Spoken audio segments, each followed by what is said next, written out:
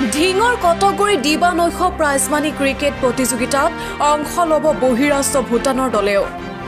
নগাঁও জিলাৰ ঢিঙৰ বৃহত্তৰ টুকটুকিৰ কটগুৰিত তিনিদিনীয়া কাৰ্যসূচীৰ দিবা নৈশ প্ৰাইজমানী ক্ৰিকেট প্ৰতিযোগিতাৰ আয়োজন কৰা হৈছে।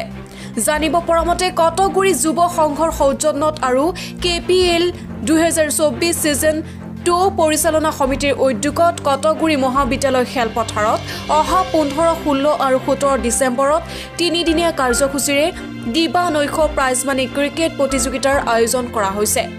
বিজয়ী দলক 1 লাখ নগদ ধনৰ সৈতে ট্ৰফি আৰু দ্বিতীয় দলক 50,000 নগদ ধন আৰু ট্ৰফিৰে পুৰস্কৃত কৰা হ'ব।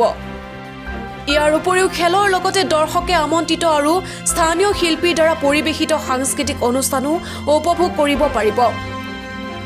উল্লেখ্য যে এইখন খেলত বহিৰাষ্ট্ৰ ভূটান ক্ৰিকেট দলেও অংশগ্ৰহণ কৰিব বুলি আয়োজক সমিতিয়ে জানিবলৈ দিয়ে। বৃহত্তৰ অঞ্চলটোৰ সকলো ক্ৰিকেট প্ৰেমী ৰাইজক খেল উপভোগ কৰিবলৈ খেল পৰিচালনা সমিতিৰ সভাপতি ফাইজুদ্দিন আহমেদ আৰু সম্পাদক মতিবুৰ ৰহমান ওৰফে বাবলুৱে আহ্বান জনায়। টুকটুকিৰ পৰা জালালুদ্দিন আহমেদৰ ৰিপৰ্ট, বটদ্ৰোৱা লাইভ। প্ৰত্যেক বছৰৰ দৰে এই বছৰো কটগুৰি যুৱ সংঘৰ উদ্যোগত অহা ইংৰাজী 15, 16, 17 ডিচেম্বৰ দেওবাৰ, সোমবাৰ আৰু মংগলবাৰে কটগুৰি মহাবিদ্যালয় খেলপথাৰত তিনিদিনীয়া কাৰ্যসূচীৰে এখনি নাইট ক্ৰিকেট টুৰ্ণামেণ্টৰ আয়োজন কৰা হৈছে। উক্ত টুৰ্ণামেণ্টত অসমৰ বিভিন্ন জিলাৰ খেলুৱৈৰ লগতে ইণ্ডিয়ান ছুপাৰ প্ৰিমিয়াৰ লীগৰ খেলুৱৈ কৰণ আম্বলাকে আদি কৰি বিভিন্ন খেলুৱৈয়ে অংশগ্ৰহণ কৰিব বুলি ইতিমধ্যে জনা গৈছে। খেলুৱৈ তথা যুৱকসকলক উৎসাহিত কৰাৰ হয়, যোৱা বছৰৰ দৰে এই বছৰো আমাৰ কটগুৰি মহাবিদ্যালয় খেলপথাৰত কটগুৰি যুৱ সংঘৰ সৌজন্যত আৰু এই অঞ্চলৰ এচাম উচ্চ শিক্ষিত মানুহৰ সহযোগত তিনিদিনীয়া বৰ্ণাঢ্য কাৰ্যসূচীৰে অৰ্থাৎ অহা 15, 16, 17 ডিচেম্বৰ বৰ্ণাঢ্য কাৰ্যসূচীৰে আমাৰ ক্ৰিকেট টুৰ্ণামেণ্ট অৰ্থাৎ নৈশ ক্ৰিকেট অৰ্থাৎ KPL ছিজন 2 আমি আয়োজন কৰিছোঁ।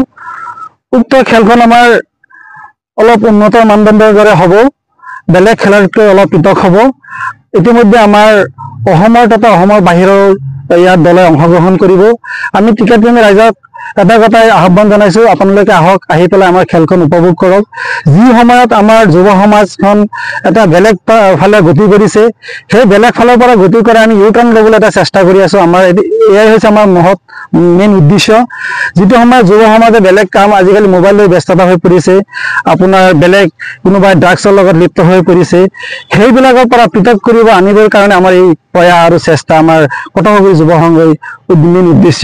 আমি আশা কৰিম আপোনালোকে আমাৰ খেলখন উপভোগ কৰিব আৰু আমাৰ খেলৰ লগত ইয়াত সাংস্কৃতিকমূলক কিছুমান বস্তু জড়িত থাকিব আৰু আমাৰ খেলত অসমৰ তথা অসমৰ বাহিৰৰ টিমো আমাৰ অংশগ্ৰহণ কৰিব। অলপ আগত আপোনাক এটা ভাল খবৰ দিব বিচাৰিছোঁ, মোৰ লগত অসমৰ বাহিৰৰ টিম এটা যোগাযোগ হৈছে আৰু তেখেতৰ লগত আমাৰ এগ্ৰিমেণ্ট সম্পৰ্কে আলোচনা হৈছে। খুব সম্ভৱ তেখেতৰ লগত আমাৰ এগ্ৰিমেণ্ট সম্পূৰ্ণ হ'ব। টিম হ'ল ভূটানৰ টিম। আমাৰ ইতিমধ্যে যোগাযোগ প্ৰায় সম্পূৰ্ণ হৈছে। আপোনালোক আহিব আৰু আমাৰ খেলখন উপভোগ কৰিব, সকলোলৈ মই অনুৰোধ জনাইছোঁ। আৰু আমাৰ খেলৰ প্ৰাইজ মানি আছে, আমাৰ প্ৰথম পুৰস্কাৰ 1 লাখ টকা আছে আৰু লগতে ট্ৰফি আছে আৰু দ্বিতীয় পুৰস্কাৰ আমি 50,000 টকা ৰাখিছোঁ আৰু ট্ৰফি আছে। তাৰ লগতে আমাৰ প্ৰতিখন খেলত আমাৰ মেন অফ দ্য মেচ থাকিব আৰু ফাইনেলৰ দিনা মেন অফ দ্য চিৰিজো থাকিব।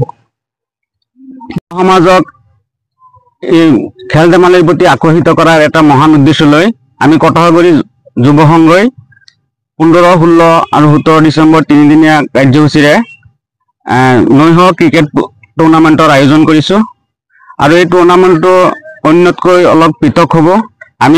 আমাৰ এটা মহান উদ্দেশ্য হৈছে যুৱ সমাজক খেল ধেমালিৰ প্ৰতি আকৰ্ষিত কৰা আৰু তাৰ বাবে অসমৰ বিভিন্ন জিলাৰ পৰা ভাল ভাল খেলুৱৈয়ে আহি ইয়াত খেল প্ৰদৰ্শন কৰিব। ইয়াৰ উপৰিও আমাৰ ৰাষ্ট্ৰীয় পৰ্যায়ৰ খেলুৱৈসকলো আহিব, তেওঁলোকৰ দ্বাৰা খেল পৰিৱেশন হ'ব আৰু তিনিদিনীয়া কাৰ্যসূচীৰ বৰ্ণাঢ্য কাৰ্যসূচী থাকিব। বিভিন্ন ধৰণৰ আমাৰ প্ৰতিনিধি থাকিব, ৰাজনৈতিক নেতাসকল থাকিব আৰু সমাজৰ জ্যেষ্ঠ ব্যক্তিসকলো উপস্থিত থাকিব আৰু এই তিনিদিনীয়া কাৰ্যসূচীটো আমাৰ খেলৰ কাৰ্যসূচীটো সফল কৰিবলৈ মই এই অঞ্চলৰ সকলো ৰাইজক খেলটো উপভোগ কৰিবলৈ আহ্বান জনাইছোঁ। ধন্যবাদ।